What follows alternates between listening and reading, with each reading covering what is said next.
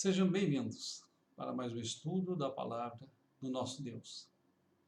Convido você a abrir a palavra em Deuteronômio, capítulo 4, versículos 25 a 31. Este é o nosso terceiro estudo sobre este texto. E o tema que nós queremos abordar nesta noite é uma graciosa oportunidade de arrependimento. Convido você a ter em mãos um caderno e uma caneta para fazer as principais anotações deste nosso estudo bíblico. Nós vamos ler deste texto, Deuteronômio capítulo 4, versículos 25 a 31, apenas os versículos 29, 30 e 31.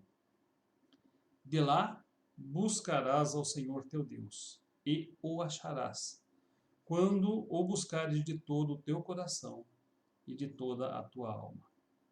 Quando estiveres em angústia, e todas estas coisas te sobrevierem nos últimos dias, e te voltares para o Senhor teu Deus, e lhe atenderes a voz, então o Senhor teu Deus não te desamparará, porquanto é Deus misericordioso, e nem te destruirá, nem se esquecerá da tua aliança, como jurou aos seus pais.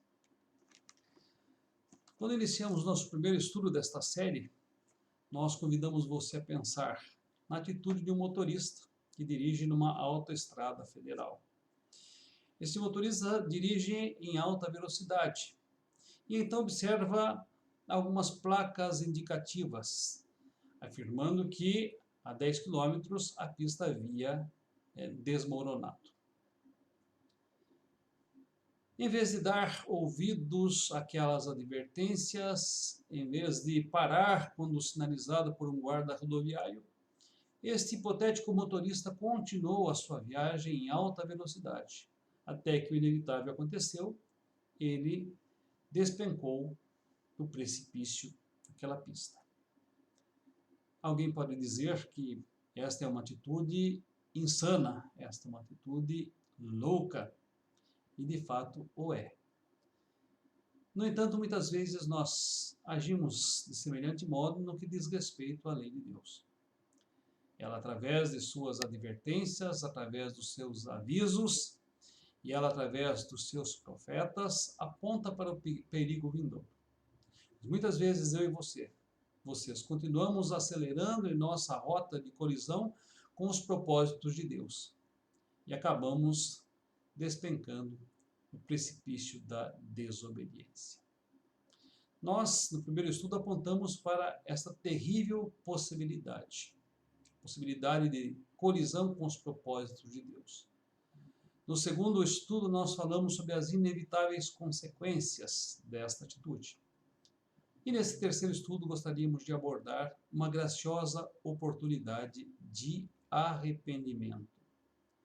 Queridos, nestes versículos que lemos, Moisés aponta para uma terrível possibilidade, a de que os israelitas, com o passar do tempo, se esquecessem de Deus na terra que iriam morar e se envolvessem com a idolatria. Também esclarece Moisés que as consequências deste envolvimento com a idolatria seriam terríveis. Eles pereceriam, diz Moisés, inspirado pelo Espírito Santo. Eles não teriam seus dias prolongados, conforme as palavras inspiradas, proclamadas por Moisés. E eles seriam espalhados dentre todos os povos da terra. Essas advertências foram proferidas antes que os israelitas entrassem na terra prometida. Mas se você, ao analisar a história israelita, observar o que se deu após a entrada dos israelitas na terra prometida e com o passar dos anos, perceberá que essas advertências são como que notas explicativas daquilo que realmente aconteceu. Bastou 3 gerações e os israelitas já haviam se envolvido na idolatria. Bastou 3 gerações e os israelitas já estavam colhendo as terríveis consequências apontadas neste texto por Moisés. 3 gerações e eles já haviam se esquecido de Deus. Queridos, a questão é, por que tendo advertências tão claras, por que tendo instruções tão precisas, por que tendo sinalizações tão evidentes e avisos tão solenes, eles continuaram em sua rota de colisão contra a vontade de Deus? E esse capítulo também responde, porque eles esqueceram quem era o seu Deus. Observe Deuteronômio capítulo 4, versículo 7. Porque eles esqueceram quão diferenciados e singulares e inigualáveis eram os estatutos, os mandamentos e juízos de Deus. Deuteronômio capítulo 4, versículo 8. Porque eles se esqueceram da aliança com Deus. Deuteronômio capítulo 4, versículo 13. Porque eles não guardaram a si mesmos e eles não guardaram a sua alma, conforme recomendado em Deuteronômio capítulo 4, versículo 9. Além disto, não ensinaram aos seus filhos sobre a revelação de Deus, Deuteronômio 4:10. Não ensinaram aos seus filhos sobre a aliança de Deus, Deuteronômio 4:10 a 14. E eles, juntamente com seus filhos, se envolveram com a idolatria, Deuteronômio capítulo 4, versículo 16. E talvez, analisando o povo de Israel, nós os julguemos dizendo: que povo obstinado, que povo rebelde, que povo desobediente. Mas eu pergunto, em nosso relacionamento com Deus, em nossa caminhada com o Senhor, será que eu e vocês não temos procedido da mesma maneira? Será que muitas vezes não aceleramos nossa vida no sentido contrário ao da palavra de Deus? Será que muitas vezes, apesar das advertências, apesar das palavras proféticas, nós não avançamos também rumo à destruição, rumo ao despenhadeiro? Certamente, meus queridos, muitas vezes nós agimos como os israelitas e eles se constituem um espelho daquilo que nós realmente somos diante de Deus. Mas os versículos que nós lemos nesta noite apontam para uma oportunidade graciosa, uma oportunidade gloriosa e maravilhosa. Eu convido você à releitura destes versículos. Diz a palavra de Deus que quando eles estivessem distante de sua terra, e quando eles estivessem percebendo os seus dias abreviados, e quando eles estivessem desamparados pelo Senhor, e quando eles estivessem oprimidos por povos inimigos, e quando eles estivessem em angústia, de lá eles buscariam o Senhor, o seu Deus, e o achariam, quando o buscassem de todo o seu coração e de toda a sua alma.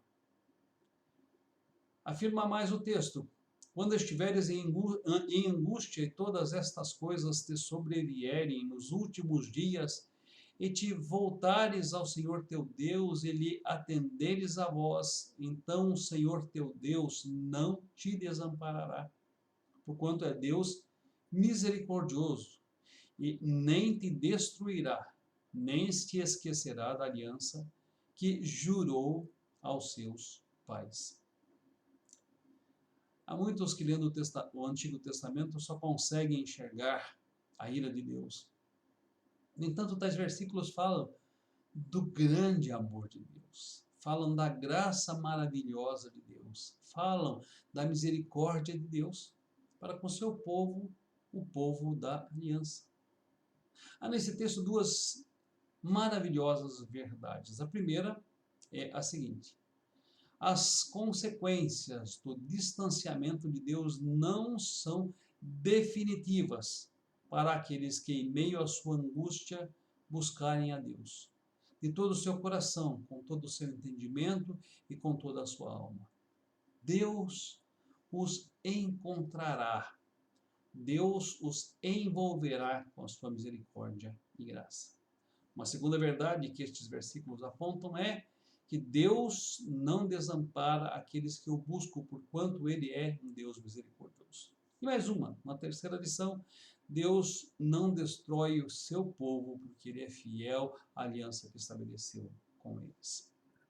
Quais as lições que eu e vocês podemos aprender deste texto? Eu quero chamar a sua atenção para 5 lições. Anote aí. Primeira lição: é melhor atender às advertências de Deus, porque o melhor caminho sempre será a obediência. Se Deus nos disser prossiga, devemos prosseguir. Se Deus nos disser pare, devemos parar. Se Deus nos disser espere, devemos esperar. Isso nos garantirá uma caminhada tranquila diante do Senhor. Este é o melhor caminho. Uma segunda lição: o distanciamento de Deus e da sua lei pode ser evitado.